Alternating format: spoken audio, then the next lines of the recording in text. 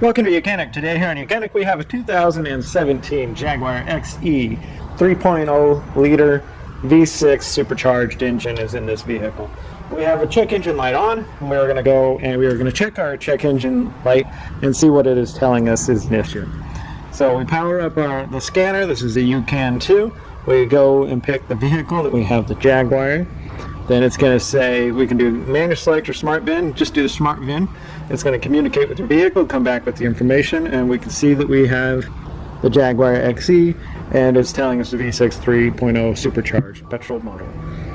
So then we'll hit yes, and we're going to go into Diagnosis.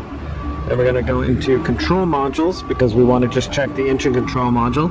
And the engine control module on here is this power control module, powertrain.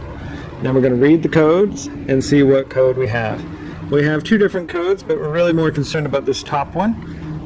And that is a P036800, and that's intermittent. And this doesn't give us a whole lot of information here, but I know what sensor we're looking for. And so this sensor that we're looking for is going to be the exhaust cam position sensor. And so we're going to locate the exhaust cam position sensor, remove it, show you how it's removed to replace it in case that happens to be your problem. Now the sensors can go bad, or sensors can go bad on your vehicle, and they'll be the easiest things to replace if you need to be able to rule those out of any issues that are being caused. Now, if you replace the sensor and the engine light comes right back on, well then you know you're going to have a bigger problem on your vehicle where you're going to have to do more diagnosis and maybe more internal replacement of things.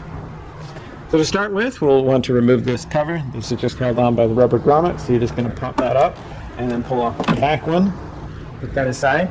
Then we'll want to remove this air intake tube that goes to both air filters. You've got the air filter on both sides, and then into the intake manifold. So number 7mm, 7 and 7, loosen those up, as well as remove a number 10mm bolt that is right here, and then you'll be able to work this out, as well as you have this vacuum hose here that you'll want to remove to be able or unclip and pull back. That way you'll be able to pop and remove this component out of the way. Then with that component out of the way, we have access to the sensor that we are looking for right here. So this is the sensor we're looking for, which is the cam position sensor, but on the intake side on bank 1. So bank 1 is the left side of the engine as you are looking at it from the front. So we have the cam position sensor for the exhaust is right here, and the cam position sensor for the intake is right here, right below your cam actuator sensor. So we have pretty good access here where we can just push this water line down and remove that T30 bolt and be able to undo this. Clip this clamp, press the clamp together and be able to pull that out, and then we'll take a T30 there.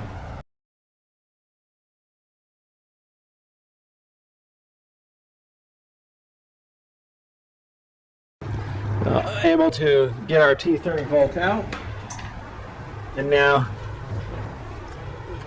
just move this sensor, spin it a little bit sometimes to break the seal, and then be able to just pull the sensor back and out.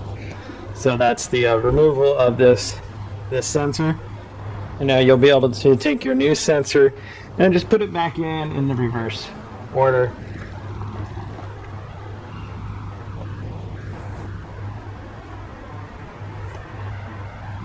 Press it back in. We do our best to make sure that maybe you lube up the O-ring before you put it in, and so that way you don't smash your O-ring as you put the.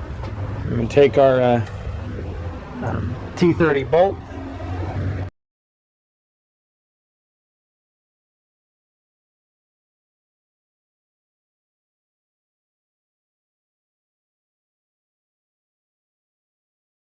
And just tighten that tight.